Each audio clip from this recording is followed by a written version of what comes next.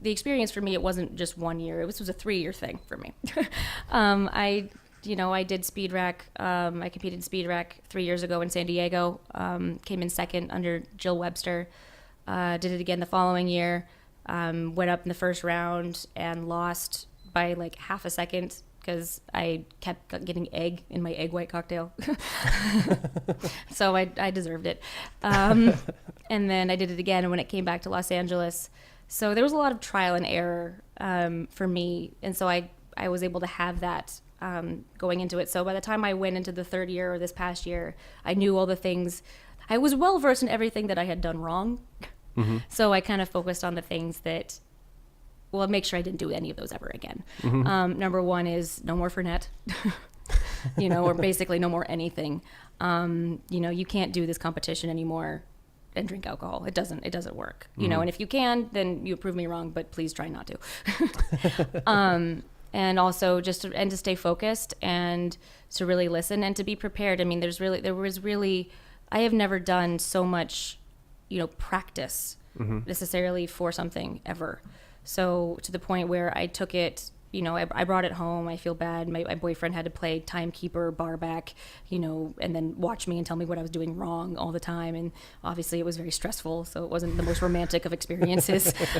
But I had to do that. I did that every night, and I had a bar at home. And then when I went to New York City, when I won LA and then went to New York City for the finals, we built a bar on top of suitcases inside the hotel room, so I could practice there. It was so much practice and so much focus.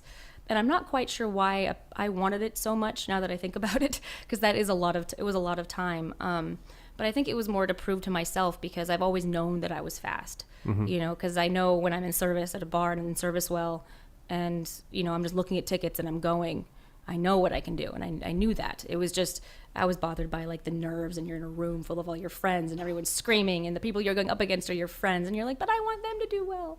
It's, mm-hmm. But it's all for charity. And then everyone's telling you that, oh, don't worry, it's all for charity. I'm like, yeah, well, you come up here and do this and tell me it's all for charity.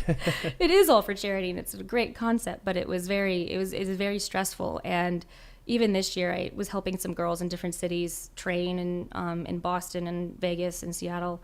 And I can't tell you how relieved I was that I wasn't doing it. Yeah.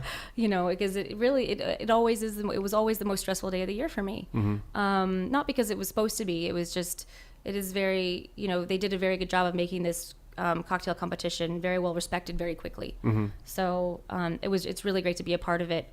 I'm happy it's over for me, and I'm happy I get to be a supporter, and I get to, wear pink t-shirts and, donate money and, be a supporter, and see it from the other side. I'm really excited for that this year.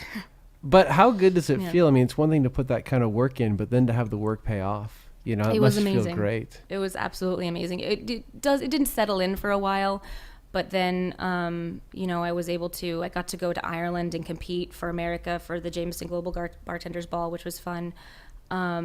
And then I got to, I've had a lot of companies reach out to me. I had Elle Magazine called me for an interview, and then I was in Elle, and I'm like, what is happening right now? Things that weren't really available in the past.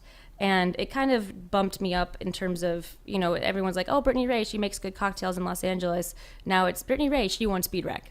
Mm-hmm. That's what it is now. Yeah. When people are introducing me. So that, it makes me feel really good. And it's definitely something, a competition I'm very proud of. And I'm also proud of the girls behind it. Ivy and Lynette, I think that they started something. I don't even think they knew what they started when they did it, mm-hmm. And now they're in Canada and London, and it's insane. It was amazing to watch. And I'm so happy to have won it and be a part of it. And, it's honestly probably the reason why I was also reached out to help with the book. Mm-hmm. So the woman knew me from Inc. beforehand, but Speed Rack was one of the clinchers for it. So it's definitely opened a lot of doors I didn't have in the past, or that I didn't even know existed, to be honest.